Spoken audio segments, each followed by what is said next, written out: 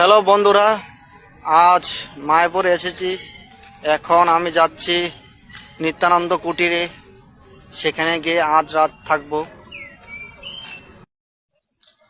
এটা হলো নিত্যানন্দ কুটিরের লোগো, দেখে নিন আপনারা। নিত্যানন্দ কুটিরে এখন আমি প্রবেশ করছি, দেখে নিন।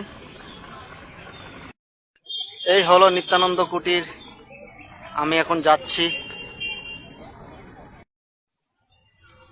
নিত্যানন্দর কুটির সম্বন্ধে কি বলবো, অনেকই ভালো।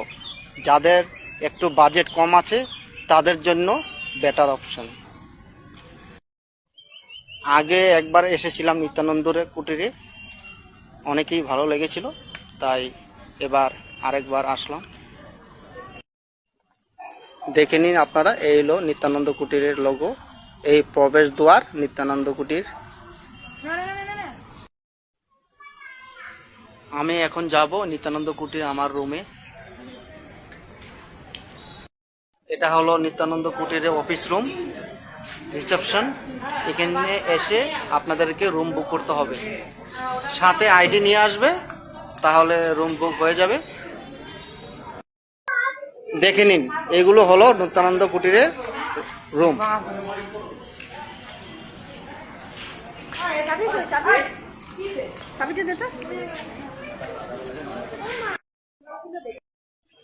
এইদিকেও আছে নিত্যানন্দ কুটিরের, এখানটাও আছে নিত্যানন্দ কুটির রুম। হলো আমার রুম, রুম নম্বর 51। আপনারা সবে দেখে নিন এই কুটিরের এরিয়াটা, পুরোটা জায়গা জুড়ে আছে। এটাই হলো নিত্যানন্দের কুটির এরিয়া, পুরোটা দেখিয়ে নেন।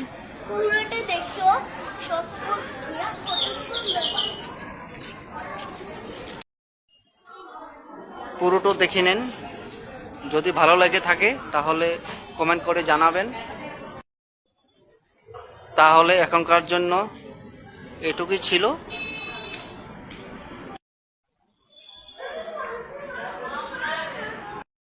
এখন রাখছি, তারপর আবার দেখা হবে। টাটা।